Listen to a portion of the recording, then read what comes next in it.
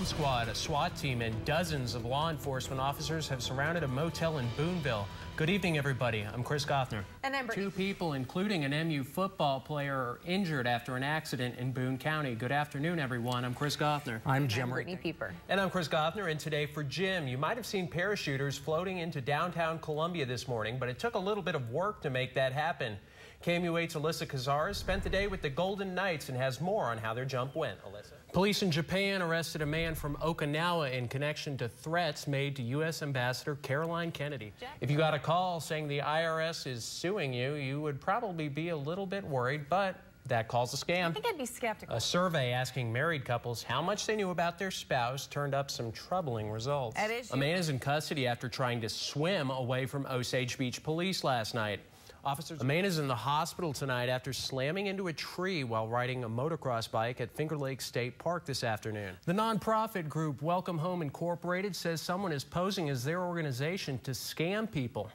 The scammer is moms sacrifice constantly for their kids. We all know that, but a new study reveals single moms aren't just giving up their time, but also their health. The public got a chance to see what it takes to become a Jefferson City firefighter this morning.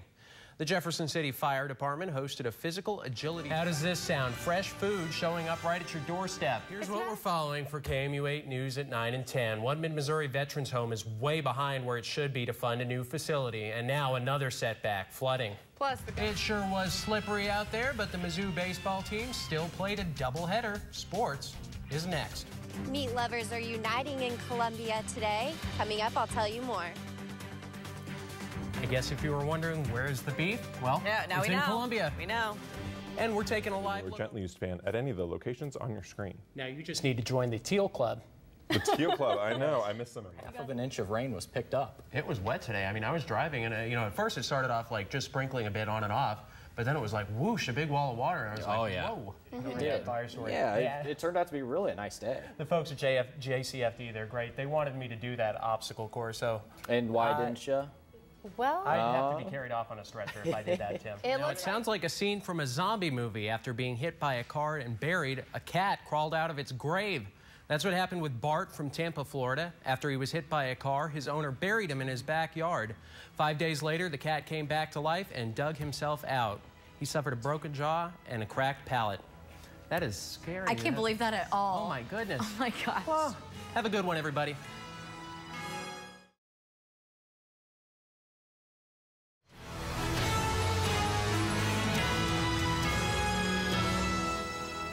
Columbia got a special Memorial Day treat earlier today. Good afternoon. I'm Brittany Pieper. And I'm Chris Gothner, and today for Jim. You might have seen parachuters floating into downtown Columbia this morning, but it took a little bit of work to make that happen.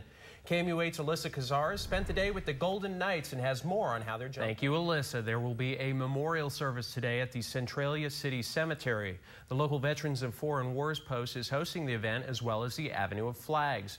A little more than 400 flags line the roads of the Centralia Cemetery. Each is labeled with the name of a deceased veteran. One of those names belongs to the grandfather of the event's guest speaker. He says that while Memorial Day can be a fun time with family, it's important to remember those the day really honors. We've been at war the last 13 or 14 years. Paul says that even though holidays honoring veterans are important, he likes to think of every day as Memorial Day. President Obama paid tribute to veterans in a Memorial Day ceremony at Arlington National Cemetery this morning. The president laid a wreath at the Tomb of the Unknowns to honor the sacrifices of armed services members. He also spoke specifically on the stories of several veterans. He says each veteran's story is different, but they are all connected to their commitment to a common cause. Also in Washington, 12 veterans from all of the service branches laid wreaths at the memorial's Freedom Wall in remembrance of their fallen comrades in arms. The Freedom Bell was rung to honor the sacrifices of all veterans and commemorate the 70 years since the Second World War came to an end in Europe and the Pacific. This year's Memorial Day marks a new chapter for American soldiers in Afghanistan, as the majority of forces there have left. A wreath-laying ceremony took place to honor those killed in combat in Afghanistan. More than 2,300 U.S. soldiers and more than 1,100 coalition soldiers were killed there over the past 14 years. Later in the show. Well, mid-Missouri has gotten pretty lucky over Memorial Day weekend weather-wise. Other places, that's not the case. At least one person is dead and several others missing after floodwaters ravaged parts of Oklahoma and Texas. In fact, the National Weather Service has issued 70 flash flood warnings in Oklahoma already, more than the past 4 years combined. NBC's Gabe Gutierrez has more on the crazy holiday weather. China issues a warning against the United States, and there are potential threats against U.S. airplanes. KOMU 8's Claire Kopsky has those stories and more in today's First Nation Report. Around the nation. Thanks so much. The weather is warming up, and that means people are hopping into pools and lakes. Some important tips about water safety coming up.